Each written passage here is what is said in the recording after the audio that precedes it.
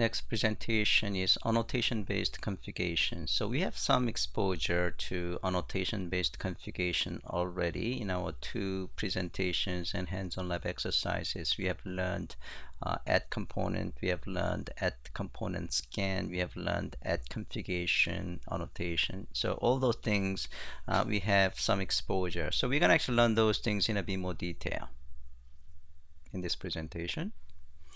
So these are the set of annotations that we are going to spend some time learning more. Okay, so annotation-based dependency injection. So we have already learned auto-wired, and then there is something called the required, and then qualifier annotation.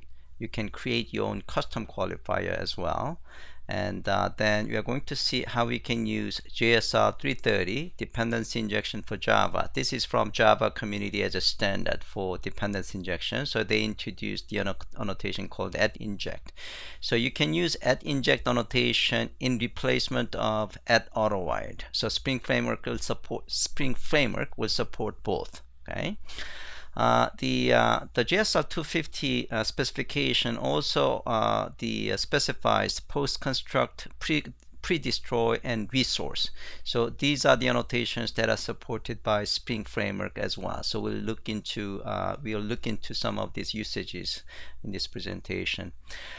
We have learned the usage of component annotation to specify a particular bean, class, project class or bean class is the candidate for a component, right, in Spring dependency injection environment. So that is something we are going to learn a bit more detail. There are in fact the what is called the stereotyped annotations. You can think of service, repository, and controller. Those are the type of component annotation. You can think of those as child annotations of component, meaning they share the same component type in a sense. We'll talk about the auto scanning one more time. So we use the component scan by using component scan annotation, right? Okay. And we also have seen examples of using configuration to use a Java source code as the configuration file rather than XML file. And we also see an example of bean for declaration of the bean, for instantiation of the bean, right? Okay, so we're going to look into those a bit more detail. And then there is what is called the profile. So in many applications environment, you want to configure different things for different environment. Like a development environment should have a different configuration from testing environment, which has a different configuration from production environment, right? So Spring Framework provides profile configuration with which you can provide a different configuration depending on different environment. The last one is the configuration for Spring Boot. Okay, so you can think of Spring Boot is the convenience, utility, and the scheme. I should say it's a scheme that lets you build Spring applications real easy. Okay, so it does in fact introduce a couple of annotations: a Spring Boot application annotation and the Spring Auto Configuration annotation. Enable Auto Configuration annotation. So we're gonna look into these things in a bit more detail. Okay, so annotation-based dependency injection. So annotation-based dependency injection specification is an alternative to XML-based dependency injection specification. So basically we are talking about two things, as I said before: bean declaration or definitions, and wiring the requirement, meaning dependency injection requirement. Those are two different things that need to be declared, meaning configured in the configuration file. Okay, so you can use Java configuration for specifying the beans, and that's a bean annotation, and then wiring requirement, that is auto-wired, or later on you can use inject or even resource. Okay. Now you can use both XML and annotation-based DI specification, meaning you can mix up between Java configuration and XML-based configuration. Okay, so in fact, annotation-based injection will be performed before XML-based injection. So what that means is that you can override annotation-based configuration with the XML-based configuration file. Okay, so you can use both, and one reason you want to use both is because if you want to change source code level Java configuration with the XML based configuration. Okay. In general, the annotation-based DI specification, meaning Java-based configuration, is usually preferred over XML-based configuration or DI specification because of two reasons. The first reason is type checking can be done at compile time. So if you misspelled the name of your, the bean or something like that, that could be detected. That will be detected at compile time. Okay, if you're using XML file, XML file will using strings, so those are not going to be detected. If you have a mistake in your, if you have a typo specifying a wrong, incorrect bean name, those are not going to be detected at compile time, but they will be detected during runtime, even though it will be detected when the application gets started, but it is still runtime detection rather than compile time detection. Second reason is, you do not want to have a separate XML file. So by having separate XML file, it's your responsibility to make sure the things you specify in XML are in fact in sync with your Java source files. It's your responsibility. By using annotation-based DI configuration, meaning by using Java configuration, basically the Java source file should contain all the configuration information built into it, so there is no separate XML file anymore. So these are the reasons why you are encouraged to use Java configurations rather than XML configuration in Spring application moving forward. So in fact, after this presentation, well, actually, I think we're going to mostly focus on Java configuration moving forward, even from this presentation. Okay. Okay, so let's talk about the annotations based on Java Spring version. So Spring 2.0 introduced required annotation, and Spring 2.5 introduced the auto-wide annotation, and then it also introduced resource and post-construct and pre-destroy annotations. And Spring 3.0 introduced qualify annotation and named annotation and inject annotation and provide annotation. Some of these annotations are in fact from GSR 330, dependency injection for Java specification. So basically, Spring support GSR 330 annotations. Okay. And also configuration and bean and value, those are annotations introduced in Spring 3.0. Spring 3.1 introduced component scan annotation, which we worked on in our previous presentation, and the profile annotation, which we have not worked on yet. So that's something we're going to actually do hands-on lab today in this presentation. And the Spring 4 introduced Spring Boot application annotation and the enable auto configuration annotation and conditional annotation. Okay, so let's move forward. So let's look into auto-wide annotation one more time. This is in fact third time we are looking into auto-wide annotation, right? Okay, so auto-wide annotation can be used in the Java source code for specifying dependency injection requirement. Okay, instead of XML file. So in XML file, the way you specify dependency injection requirement is by using property element for setter method scheme or constructor arc element, sub-element for constructor-based dependency injection. So instead of those XML-based configuration, you can use auto-wide annotation in the Java source code, and then you don't need a setter method in your target component, and you don't have to call the setter method as well. Okay, so the auto-wide annotation can be used at the field level or setter method level or constructor method level or arbitrary method. So let's take a look at each of these in a bit more detail. So this is an example where we are using auto-wide at the field level. So this is something that we have seen some examples. So when you use auto-wide with a field level, what that means is that you are asking dependency injection container of Spring Framework to find movie catalog class and then inject find the movie catalog bean first and create an instance of it and then inject into this property. So that's basically what you're asking dependency injection container to do. Okay, so let me repeat one more time. So when auto-wide annotation is used for a movie catalog property of movie recommender class, basically what you are asking dependency injection container to do is, create movie catalog class first, and then create an instance of it next, and then inject that instance into movie recommender object movie catalog property.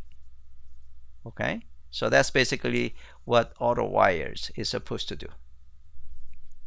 You can use AutoWired at the setter level. So instead of using field level, you can use AutoWired at the setter level. So we have a at movie finder setter method, and this guy is receiving movie finder object as an argument. So what it means is that, I want dependency injection container to find movie finder class and then create an instance of it and then pass it as an argument when this set movie finder method is invoked.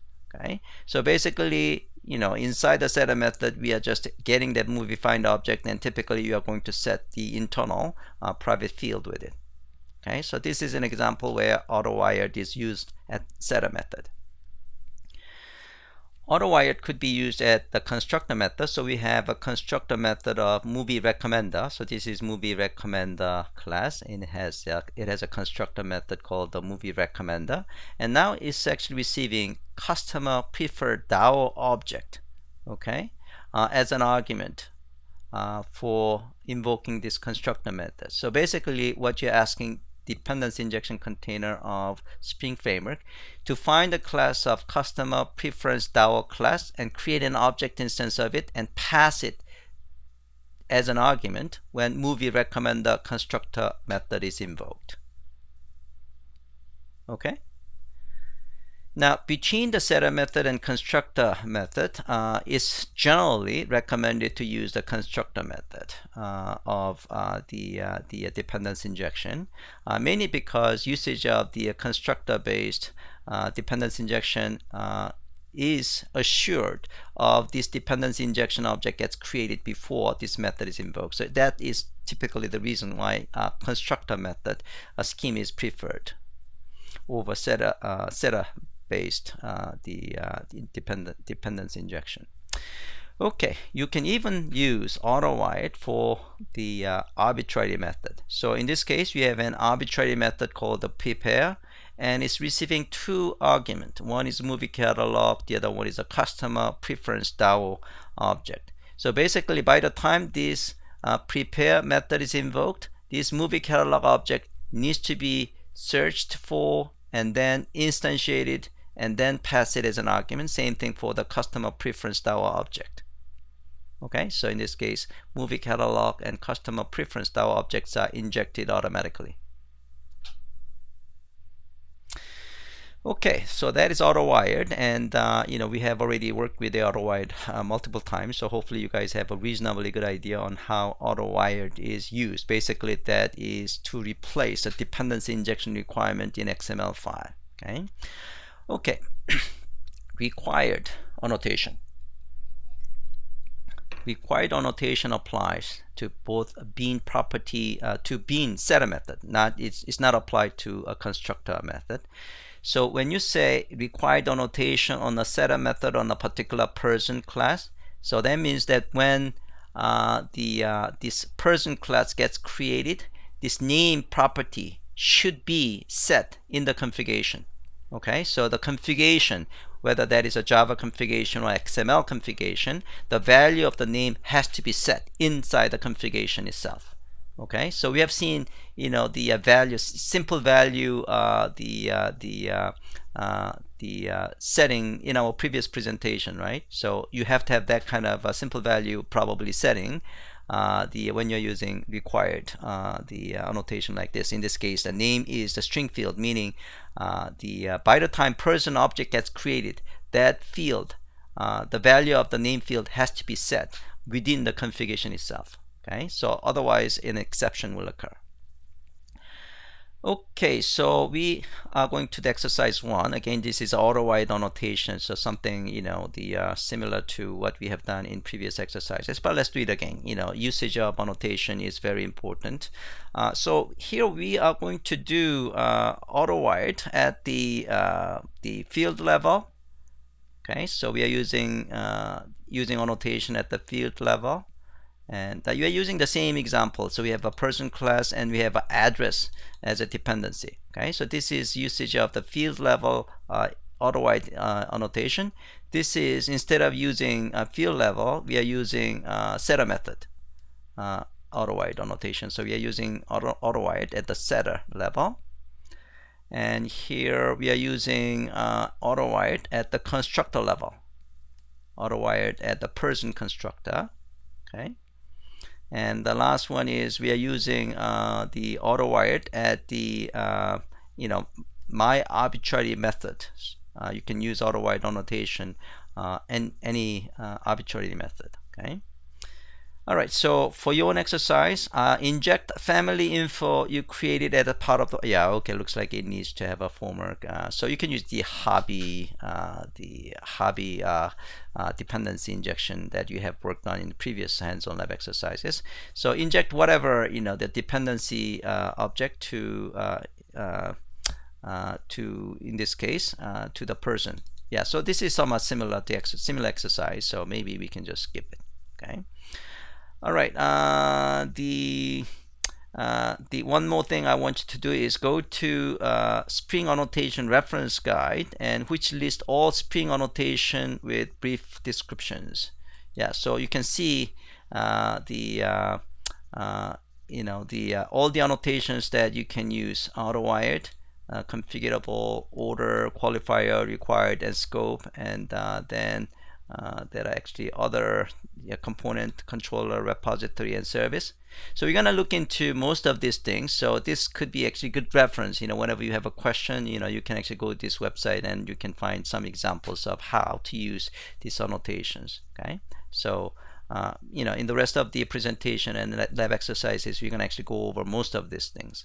All right. So I am going to give you guys about 5 minutes to do this exercise 1. Next annotation we are going to look into is qualifier. So what is qualifier annotation for? So when we use auto-wired annotation, there could be in fact multiple candidates. So in that case, we need to have a way of specifying which one of those multiple candidates we like to inject. So that's the time you can use qualifier annotation. So in this case, this is an example. Suppose we have a multiple candidates for movie catalog. So movie catalog is maybe an interface, or it could be a class. If it is an interface, there could be multiple implementation classes of movie catalog interface, right? So in that case, there are multiple candidates, so we need to specify which one of those candidates we like to use in this case. So that's the time we are going to specify the main, the candidate, meaning using qualifier main. Basically what you're saying is, among the multiple movie catalog types, we like to choose the one that has the name of main. Okay, so that's basically what this qualifier annotation is indicating.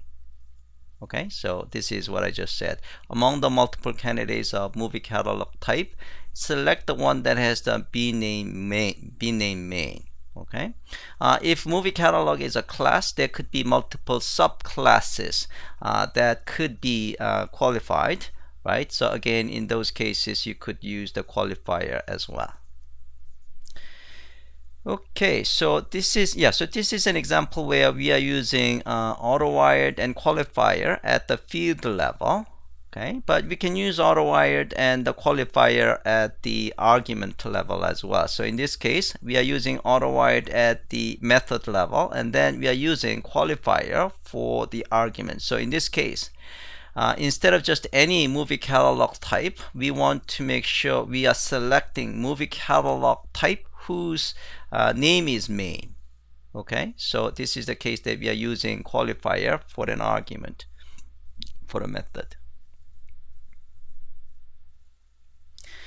Okay, so now when you are declaring your beans, okay, you can give a name to each of those beans by using name attributes. So in this case, we have we have an address interface type and we have address interface type. So we have in fact two beans that are the same type of address interface. So we have my address object and your address object, and both of them are in fact address interface type, because these two implementations are from the same interface.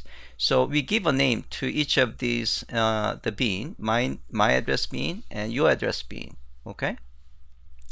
So later on, when we use the address interface, meaning when we auto wire address interface type, we can specify the bean name using qualifier. Okay, so that is the qualifier. Any question on qualifier? So some of you asked already before, if you have multiple candidates, how would you select the one? And that is what the qualifier annotation is all about. Okay, so let's talk about the custom qualifier. So you can certainly create a custom qualifier. So what that means is that you are going to create your own annotation. So here, in order to create Jenna, the qualifier, basically all you have to do is define your annotation. Okay, so we have a target and we have a retention, meta annotations, and then what's important is you are going to use add qualifier annotation for defining another annotation called the Jenna, okay, which has a single attribute called the value. Okay, so once you define Jenna annotation, this is a custom annotation, then you can use that custom annotation in your code. So here we are using this Jenna custom annotation at the field level. So here what we are saying is that we like to have a dependency injection to find movie catalog type whose name whose Jenna the annotation value set is the action. Okay, and here we are using the same custom annotation at the argument level for the method. Okay, all right. Okay, so before we go to exercise 2, let's see the question from Mahesh. So how does qualifier works when autoscan used since bean is not defined? Yeah, so the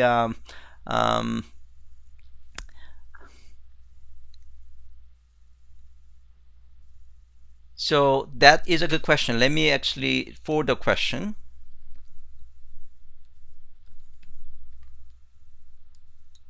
So the question was, how does qualifier works when autoscan is used? Since in autoscanning, you don't have a bean declaration. So how you actually specify your name of the bean? So you can use this qualifier with a component annotation. Remember, if you're doing autoscanning, you still have each of those bean to be annotated with the component, right? So you can specify the qualifier right there. Okay. Meaning you can give a name to the component.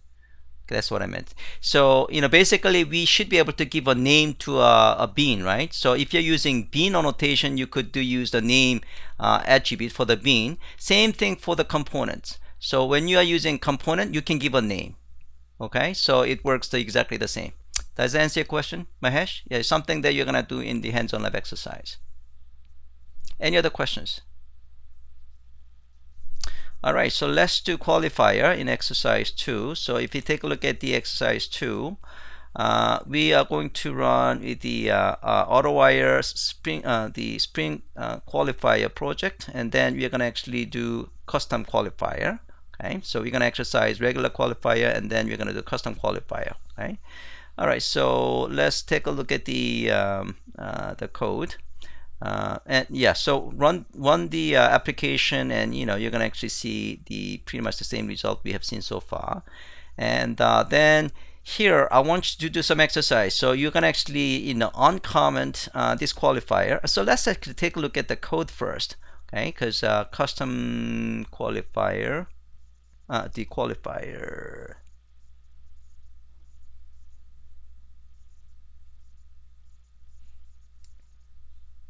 What is the qualifier?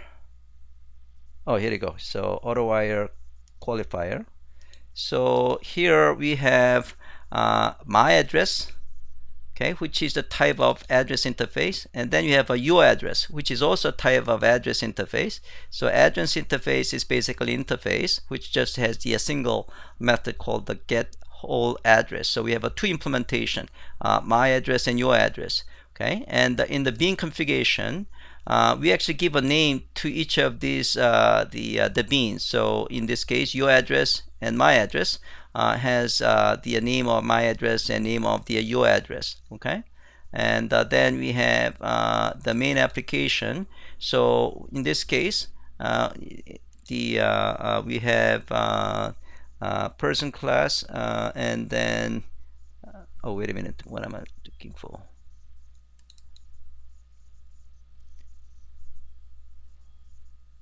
Oh, I see. So I should take a look at the person class, because that's where the address is in fact the injected, right? So we have a person class, and we have auto-wired the address interface type. So obviously we have two implementation classes of address interface. Okay, so without this my qualifier, it will. So let's run this guy first. Let's run as and job application, and it should actually, the display my address. Okay. So it should display my address, which is the my address, right? My address is 111 Kennedy Street, Boston. Okay. Now, if you change this guy to your address, then it will use your address. So let's run this guy, and then it will use your address. So you can see it's using your address, which is 112 Bongo Street in Sao Paulo, Brazil. Okay. Now, if you do not have qualifier, then it will cause an exception, because a dependency injection container does not know which one to use. So it is in fact the ambiguity exception. So if you take a look at the exception, it will say ambiguity. There are two candidates, and I don't know what to do with it.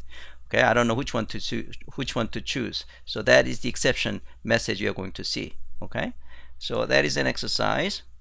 Okay, so yeah, so you're going to use the my address and then your address, and yeah, so we just did that. Okay. Yeah, so this is the case that you are using XML5. And to that too, we are going to use a custom qualifier. So here we created my custom qualifier. So we defined our own qualifier annotation called my custom qualifier. Okay.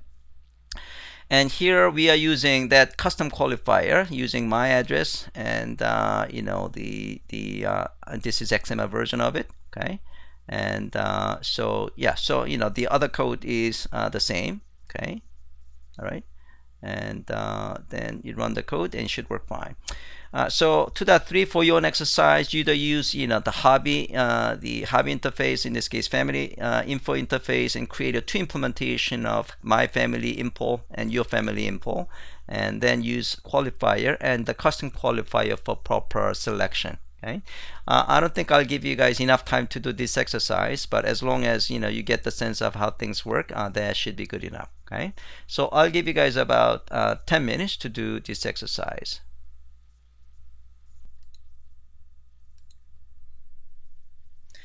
Now let's talk about inject annotation from JSR 330. So JSR 330 is a Java standard, which stands for dependency injection for Java. Okay. So JSR 330's @inject annotation is supported in Spring Framework. So instead of using auto-wired annotation, you can use @inject annotation.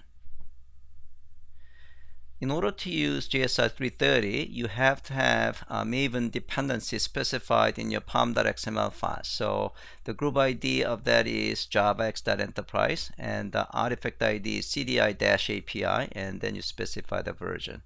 So if you have this dependency included, then you can use @inject annotation instead of auto-wired annotation. Okay, so that is basically exercise 3. So if you take a look at the exercise 3, here we are basically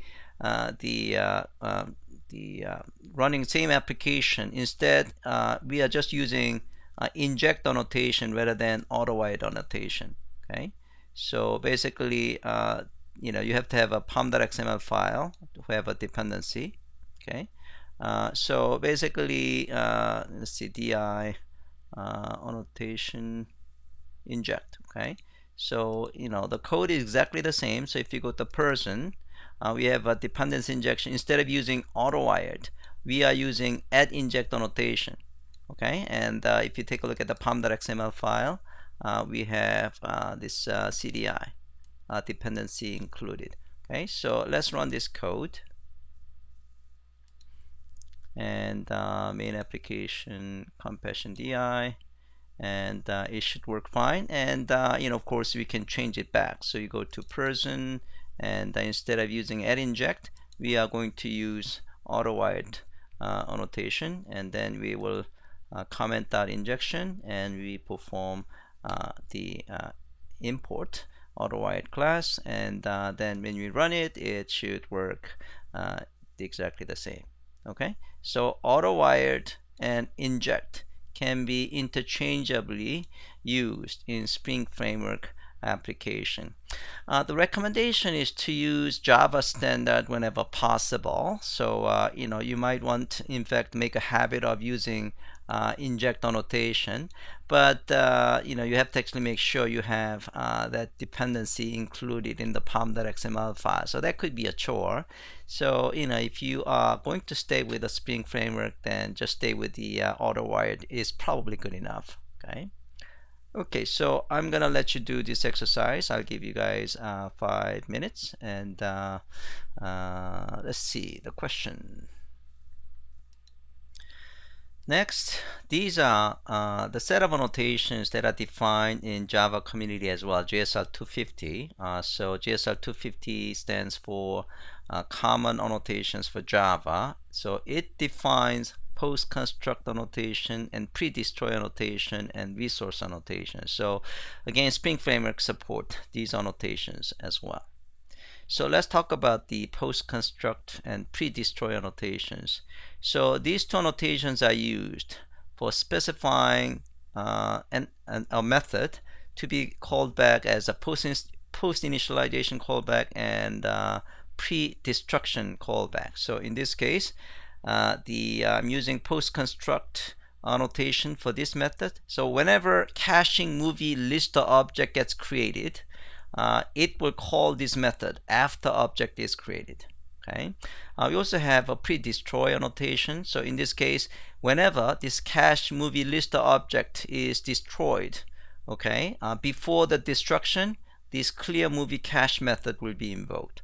So certainly you can use these two methods for initialization and cleanup purpose. Okay. So that is post-construct and pre-destroy. So again, these are defined in JSL 250, and Spring Framework supports it. Okay, resource annotation. I think there was a question about resource annotation. When to use it, why you want to use it, why not use it, in fact. So the resource annotation was defined again JSL 250. It's basically to have a common, it is basically to provide specific, the specialized dependency injection for Java EE5 and Java Java 6. Okay.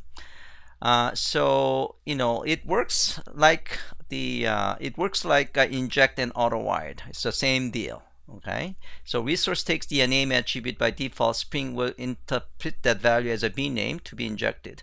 So instead of using auto-wired, instead of using inject, you could use resource, the annotation. However, resource annotation was defined way before the JSL 330. Okay, so this is some specialized injection scheme for the Java EE environment, Java E5 environment, and that was before CDI was born.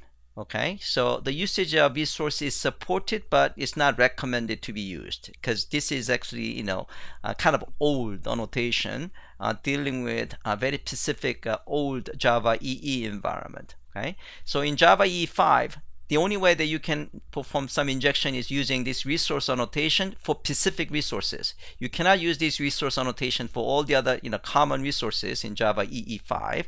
Okay, so at that point, when the Java E5 was born, there was no standard or general injection scheme like in CDI. Okay, so this is in a sense old scheme that doesn't work with all the general purpose of injection. So even though this is supported, it's not recommended to be used. Okay, so you can think of resource annotation as a deprecated annotation, but it is supported. Does that make sense? I think I think there was a question on the resource annotation. That's hopefully that answered your question. Okay, so let's take a look at exercise 4. So exercise 4 is basically exercising pre-destroy and post-construct. Okay, so you can see we have so when address object gets created, we want to perform do something after construct and do something before construct. So we are going to annotate this method with post construct, and here basically what we do is that we are saving old city, and then we set the city with the with the new value Seoul. Okay, so we display old city and new city. Okay, so in this case, we basically set the city value to Seoul all the time, whenever address object gets created. Okay, and pre-destroy is whenever the object gets destroyed, we want to just display this this message after address object is destroyed. Yeah, you know what? It should say before. I should say before the address object is destroyed. So this is not correct. Okay.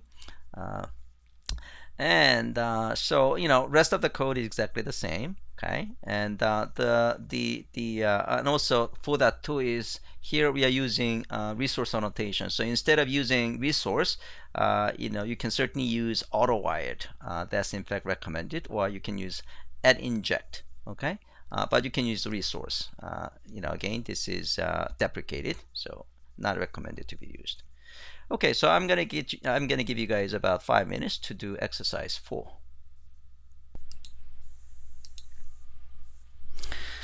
Okay, so we have seen Java-based configuration instead of XML configuration already several times. So here we're gonna learn it in a bit more detail. Okay, Java-based container configuration. So the two annotations we have seen for Java-based configurations are configuration annotation and bean annotation. Okay, so annotating a class with configuration indicates that class can be used by the Spring DI container as the bean definitions, as the source of bean definitions, as opposed to from XML5. So here we have defined, so let's take a look at the XML version of it first. So here we defined bean declaration, and we have a single bean declaration called the my service, and this is the class. Okay. Now if we want to define or declare this bean in Java configuration, basically you are going to say you're going to have a configuration class called you can name it any way you want, but as long as that name as long as that class is annotated with at configuration annotation, that means this class is used to define or declare beans. Okay, so one way to declare bean is using at bean annotation here. Okay, so here I'm declaring my service bean. So as a default, the name of the bean is gonna be name of the class with a capital small letter, and the name of the method does not matter. Okay, and in this case we just created my service import object and return it. So this is the same as this guy. Okay, so hopefully you guys get the sense of how you can use a Java configuration, and then in your main class you have to actually access this app config class object. So the way you can read the configuration file is you provide app config object, so that has to be the same name of this configuration file, app config. Okay. So you provide the class object. So Spring Framework will perform the reflection to find out all the bean declarations, and then it will instantiate it, and then it will perform dependency injection as well. So here the method, the class you are going to use is annotation config application context, and basically it's reading this Java configuration file to perform bean instantiation and dependency injection, and then it will return as application context type. And when you want to get a particular bean object, so instead of providing string value, as in the case of XML file, you specify the name of the class. So in fact, if you misspell the name of the class, that will be detected at the compile time. Okay, so that's the reason Java configuration is in fact preferred over XML configuration, because one of the advantages is you can detect this kind of typo issues, type mismatch problem at the compile time. Does that make sense? Okay, so this is something we have seen already. Okay. All right, now if a bean has a dependency, yeah, again, this is something we have seen already. So, this in the bottom, we have XML bean declarations. We have two bean declarations, and then we have dependency injection scheme. So here we have transfer service bean should have account repository property. That property should be set by an object instance of this guy, account repository. Okay, so if you want to specify this XML, the configuration in Java, this upper level is the one that you want to use. Again, you should have a configuration annotation for a class, and here we define a to bean. Okay, and then we are going to create transfer service import object, and then for for constructor method that we want to use is receiving one argument, account repository. Okay, so we call the account repository, we call it, and it returns in memory account repository object, and that gets that gets passed as constructor argument, and then it will return transfer service import object. Okay, so again, this is the same as this. Any questions on this slide?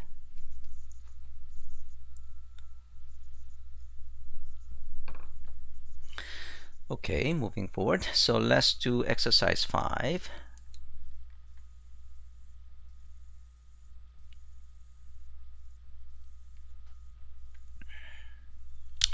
So we are going to use DI configuration Java project. Okay, so basically you can see we have the bean configuration file that contains the configuration, and then we have a main configuration.java file that uses the bean configuration, and then we have a domain class, then we have a repository class, then we have a service class. So this structure provides skeleton structure for typical Spring application.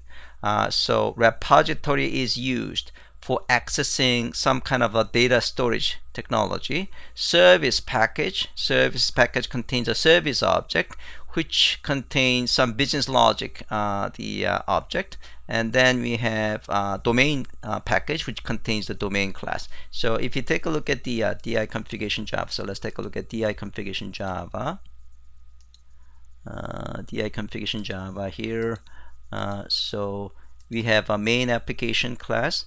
So if you take a look at the main application class, we are calling bean configuration.java a bean configuration class which provides the bean configuration. So if you take a look at the source code, we have defined transfer service and account repository, the object. Okay, so something we have seen in the slide. Okay. And then basically in this case, we are going to perform a transfer of some amount of money from the account 1 to account 2. So we are performing transfer operations. So here we have account repository bean and transfer service bean. So these two guys are, if these are all interfaces. If you take a look at the code, these are interfaces that contains find by ID. It does have an update method. It does have an add method, basically adding an account. And then we have find all. So basically, you want to find all the accounts. Okay. And then we have a transfer service. So this is the service interface in which we are going to perform transfer method. So we are going to transfer this amount of money from the source account to destination account. Okay. So if you take a look at the actual implementation class, if we take a look at the actual implementation class, so we have a service here. So we have a transfer service import class, okay, and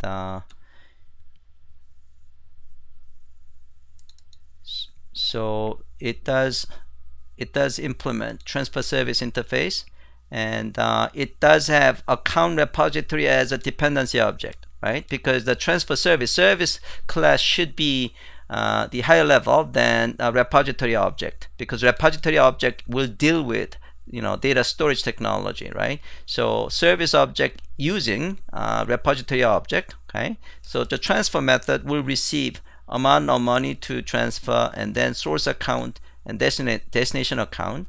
So we are going to call find by ID method, passing the source account ID. So we got the this source account object, destination account object. So basically inside the transfer, we are going to subtract the amount of money from the source account, and then we are going to credit to the destination account, okay? And then we are going to update both source and destination with a new value, okay? So that is pretty much the set of logics that we have, okay? So we have a transfer method, and that does that. Oh, so that's something. So let's see if you go back to the main class. So we created these two repository object. So we created we create the account repository object and transfer object, and then we are going to create a two account object, and we add these two accounts into account repository by calling add method, okay? And then we basically display the amount of money each of those guys have, okay? So the first one should have $1,000, and the other one should have $0, okay? Then we perform the transfer, and then we take a look at the the resulting value. So if you run the code, we should have initially it should have $1,000 and 0, but after transfer the value should be different, okay? All right, so that is the result. So here initially is source account as $1,000, destination account as $0, but after transfer of $100, okay, we have a $900 and $100, okay? So it's a very simple application. So here, but basically we are using the Java configuration. So we have a domain class of account, and we have a repository. So repository is account repository. It does have this find by ID, update, and add, and things like that. And we have in-memory account repository class. So here is actually maintaining the account information, name of the account, and account object in the in-memory. Okay, so that's the reason we have in-memory account repository class implements account repository. So it should actually have implementation of find by ID, and the update method, and the add method, and the find all method. Okay, so pretty straightforward. Okay, so key point in this code is, again, main application is going to have this configuration of so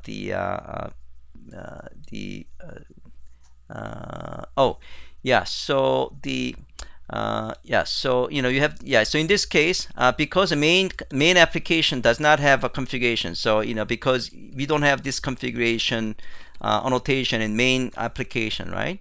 So so here, and without importing it, so that's the reason here we have to import bean configuration class directly. Okay, and once you got this part done, and then basically you got all the objects available for you to play around, okay, such as the account repository and transfer object, the transfer service. Okay, all right, so this code involves a little bit of kind of playing around. Okay, so that's something I'm gonna actually give you guys some time to play around, and let me know if the code makes sense. Okay, and let me see if they're for your own exercise. So create a new service called deposit and withdraw service. Okay, and then create a deposit and withdraw service import classes, and configure the service using bean annotation in the bean configuration Java. So you need to actually configure these guys, right? Okay, and then modify the main application so that you can perform one deposit operation and one withdraw operation on the 81223 account. Okay, so that is your own exercise. All right, so I'm going to give you guys about 20 minutes to do this exercise. Next topic is component, and then further stereotype annotations called the repository, service, and controller. So we have already seen component annotation, how it is used. So it is used for auto scanning, right? Okay. So component is a generic stereotype for any Spring managed component. Now you can also use repository or service or control annotations. Those are specializations of component for more specific use cases.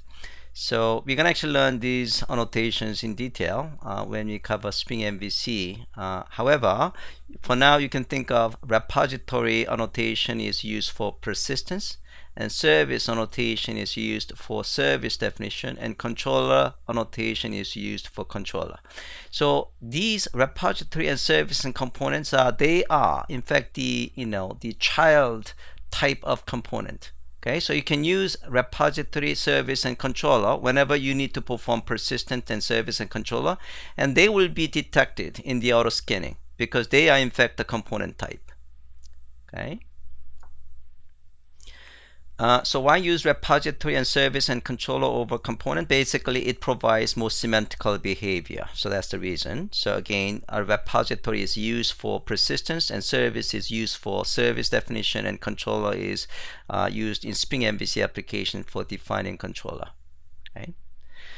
Okay, so this is basically a little bit of repeat. So repository is a class that's annotated with repository is eligible for Spring data access exception translation. So the reason you want to specify your class as a repository is to take advantage of the repository specific semantical behavior, and one of those semantical behavior that is automatically provided is in fact the translation of low-level exception into data access exception object. Service annotation is annotated for capturing a business service. Controller is again controller in the Spring MVC application. Okay, so let's take a look at exercise 6. So if you take a look at the exercise 6, service and repository. So if it being configuration, and this is the dependency injection. So this is being configuration, main application, and then we have a DAO package which contains the classes that represent the persistence API. So when you see DAO, it's the same thing as a repository interface. Okay, so from the Spring data, they use the term repository, but before that they use the term DAO, data access the object layer. So you can think of them as the same, basically capturing the persistence, meaning the data storage access technology, and the service is again capturing the business logic. Okay, so now if you take a look at the code, it's pretty much the same with the previous exercise. We are just reading configuration file, then we get the service object, and then basically we are going to use the service object, just calling get customer greeting method. Okay, so in the bean configuration, we define this customer service bean and the customer DAO bean. Okay, and then the now in the customer service import, so instead of using component, okay, you can use at service annotation. Okay, because at service annotation is basically representing the more specific the behavior, like capturing business logic. Okay, for our purpose, this you can certainly use the component here because that will be auto scanned. But we can certainly use the service because the service import is representing some business logic. Okay. And so that is, and in terms of, and then DAO import, instead of using component, we are going to use the repository because this logic is basically representing some kind of data storage access. So whenever you are building some kind of data storage access, you want to use repository interface, repository annotation. Whenever you are building some kind of service, you want to use a service annotation. So it actually provides more additional the semantical behavior. Okay, but in terms of the behavior that we are seeing in this particular simple application, it is the same. We can certainly change this guy to the component and it still should work fine. And component scan. So here, so instead of using bean declaration, we are gonna do component scan. Okay. But rest of the things is the same. We are still using repository, and we are still using service. Okay. All right. So we can just change the componencies. Things still work. So let's go to bean configuration. So let's go to bean configuration. So let's run it.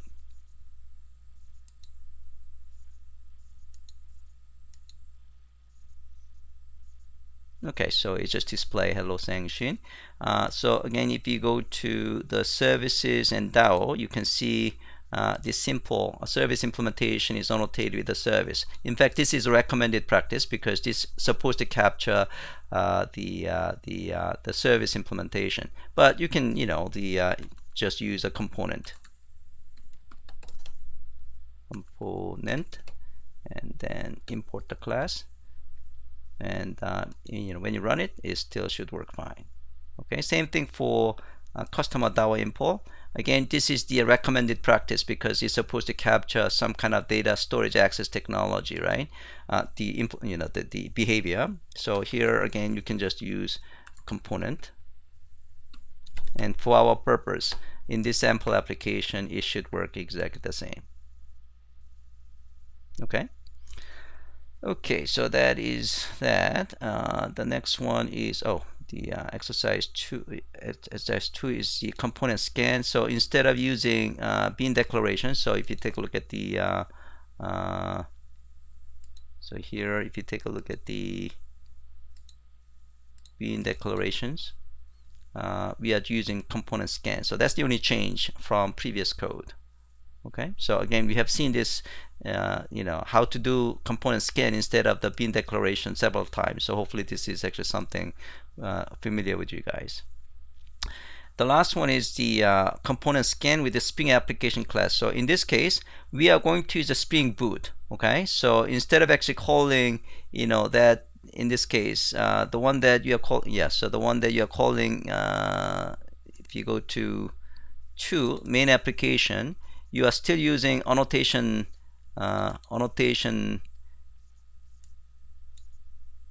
config application context class, and you provide the bean configuration, right? Okay, so instead you could use, if you take a look at the next exercise, the only change is the main configuration. We are using Spring application.run method, and you provide the configuration file. Okay, so it still returns the application context object, but when you do these things, it actually does a lot more than just creating an application context object, as you have seen in here.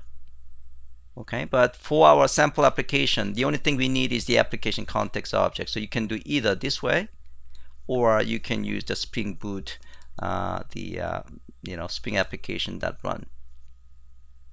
Okay, so that should certainly work. Okay, for your exercise, choose either DI annotation component scan or component scan Spring application project, and do the following. Add another set of DAO interface and implementation classes like this, course DAO and implementation in repository, and modify the application so that the result of running the application displays the following.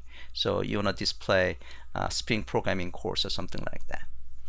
Okay, so I'm gonna just continue because we have only 15 minutes, and there is actually one important we talk about component scan. So so configures component scanning directive to use with configuration classes. Okay, so that's the same thing as XML version of component scan. So there is no need to declare beans with the bean annotations. And one of the base package classes and base packages or its alias value may be specified to define a specific package to scan. So that's something that we play around, right? Okay, so if specific packages are not defined, scanning will occur from the package of the class with this annotation. So if you don't specify the base package classes or base package, then it will just use the current package where the configuration file is the configuration Java class belongs to. Okay, so basically this is something that we can specify. com.jpassion.examples, that's the package that we want to perform scanning. Okay, so we talk about the exercise 7 component scan. Yeah. Oh, yes. Looks like the exercise is kind of the numbering scheme is incorrect, so I have to actually fix it. So now the important concept I want to make sure that you guys actually have some exposure as a profile. Okay, so this is a bit important concept. So let's spend some time on it. So Spring Profile provides a way to segregate parts of the application configuration and make it only available in certain environments. Okay, so for example, typical application could be could have a different configuration for development, testing, production, or staging, and things like that. So, you know, for your own configuration, you can specify my configuration. So in this case, I have a product configuration, and I specify with a profile of production. So this configuration will be used only when the profile of production is set as an active. Okay, so the way you can select a particular profile as an active profile is by specifying Spring.profile as active element.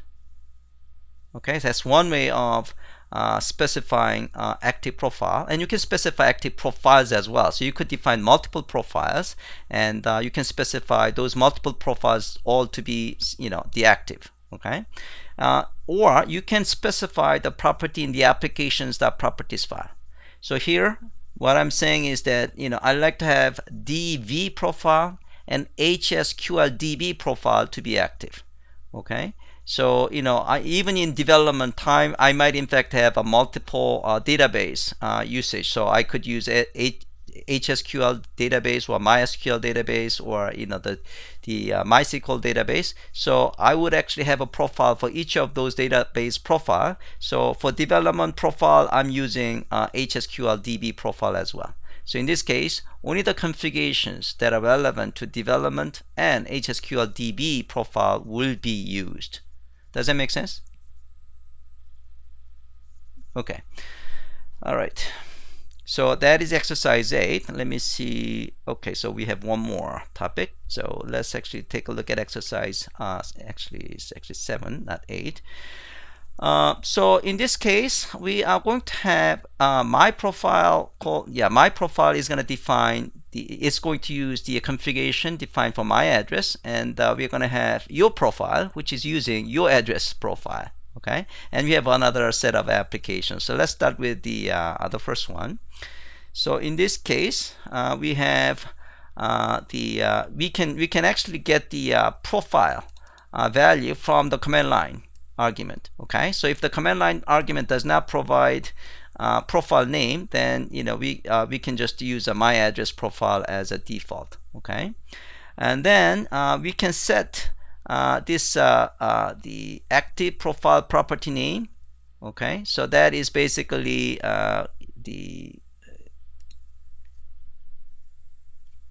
this value, Spring.profile active. That's the environment variable that we are setting.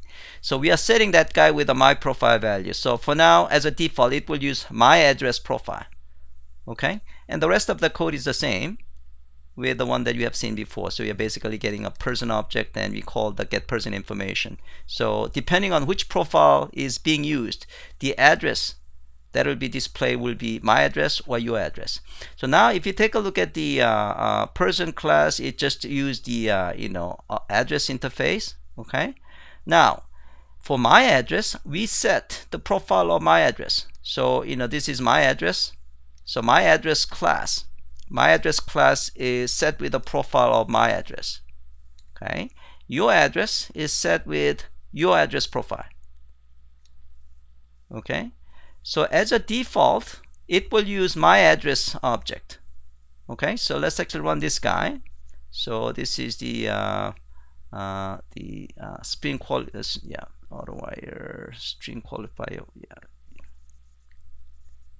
Yeah, it should be di profile simple. di profile simple. Yeah, this guy. So I'm going to run it.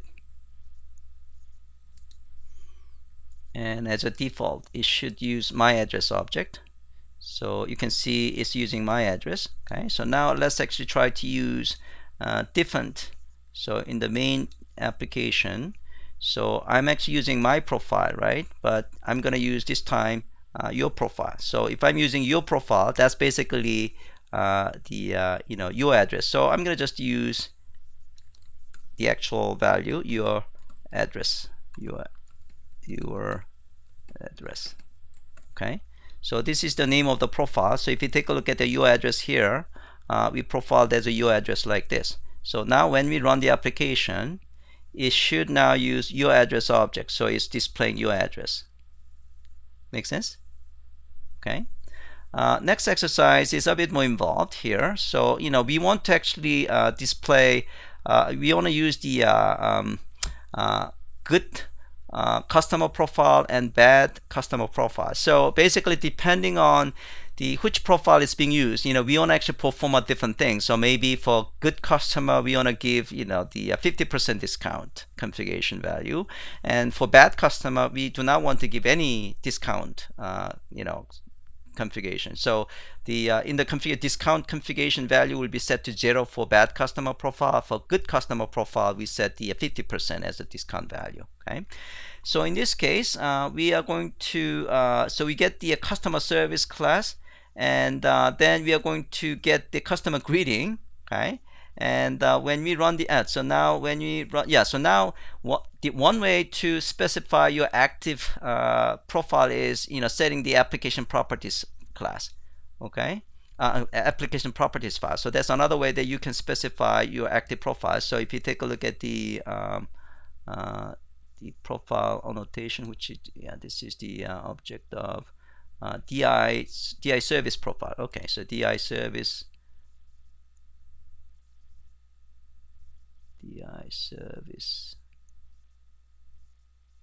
I think this is the one. So here we have main application. So here let's actually take a look at the application properties file. So we set the application properties file as a good customer. Okay, and we could have another profile or something like that. So if you take a look at the good customer profile, so let's see if you go to DAO class. Okay. Oh yeah. So in the services class, we have a bad customer service implementation. Okay, and depending on bad customer or good customer, we want to use a different implementation. So this implementation is set with the bad customer. So here we're gonna just say when the greeting is you are bad customer. Okay, and for good customer service info, we are going to profile with the good customer, and then the message is going to be you are a good customer. Okay, and both of these guys are in fact the implementation of the same customer interface type. Okay. This guy, so that just has the greeting message. So in our main application, when we run the code, because the application's properties file with the good customer, when we run the code, run and Java application, main application, and it should actually display the message that you are a good customer. Okay, now we are going to set this properties file with bad customer. So I'm going to set with the bad customer. Now it's going to use a bad customer the service implementation. So it will say you are a bad customer. So if you run the code, so Sang Shin is a bad customer. Okay, so different service implementation could be chosen depending on what is the active the profile. Okay. So that is so this is a good customer. Then we run a bad customer. So you just change it to best customer. Then we actually run it, and it comes with the bad customer message. Okay. All right. So that hopefully get the sense of how things work. Okay. Let's see. So that is the profile. Okay, so I'm going to finish up the presentation, and then we are going to call it a day, and I'm going to ask you guys to do these exercises on your own time. Spring Boot application enable auto configuration. So we are going to talk about these things in a bit more detail when we cover Spring Boot later on, maybe day 4. Okay, but before we move on, but before we do that, I'd like to actually get some exposure to you guys on these two things. So Spring Boot configuration, if you take a look at the Spring Boot configuration definition, if it in fact is a composite annotation or stereo annotation. So I think there was a question by someone that what do you mean by stereo annotation? Stereo annotation basically means a composite annotation. It's the grouping of other annotations. So Spring Boot annotation definition is basically a combination of these three: configuration, enable auto configuration, and component scan. All these annotations are combined into a single annotation that is called the composite annotation or stereo annotation.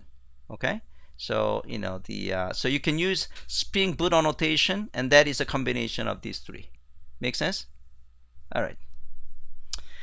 So enable auto configuration, this is in fact a Spring Boot capability. So basically by using this enable auto configuration, you're asking Spring Framework to figure out what beans that are required and configure all those beans for you. So for example, this auto configuration is, suppose if you have Tomcat embedded Java file in your class path, meaning you happen to have dependency that specifies Tomcat embedded the jar, then Spring Framework, Spring Boot will assume you want embedded Tomcat the server, so it will configure Tomcat embedded server container factory for you. Okay, you can certainly override it, but by having enable auto configuration, it will actually make an intelligent assumption based on the jar files that you have configured. Then it will configure the things for you. Okay, so auto configuration tries to be as intelligent as possible and will back away if you define your own configuration. So you can certainly override those configuration, but in general, whatever configuration that is automatically done by Spring Boot is should be good enough. Okay, so you can always manually exclude any configuration that you never want to apply, and auto configuration is always applied after user defined beans have been registered. So you have two different ways. You have multiple ways to customize. Okay, so you can use exclude, or you can define your own beans, and if that bean is overriding, if that bean is already configured, then the Spring Boot will back away. It will not actually set the default the configuration for that particular bean. Okay, so that is the end of the presentation. Let's see. So if you let me just show you main configuration if it is in fact the using Spring Boot. Yeah, so let's take a look at the okay, so I'm not using a Spring Boot here, so I just wanted to show in this case Spring Boot configuration. So basically instead of these two, you can say Spring Boot configuration, Spring Boot config, and then import.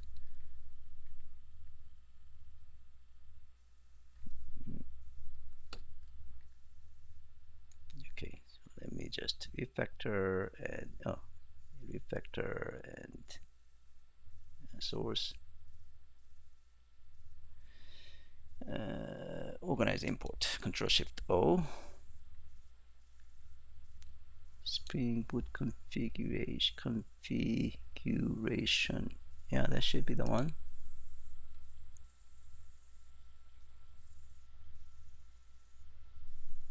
So why it doesn't import?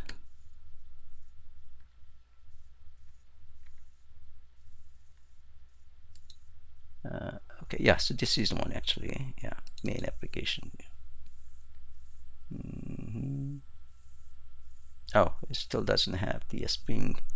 Yeah, so yeah, I thought that was the one that I was used. So instead of this guy, Spring Boot config. And my auto completion is somehow not working.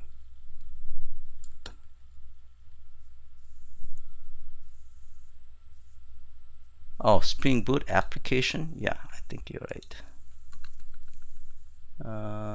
No. Is that it?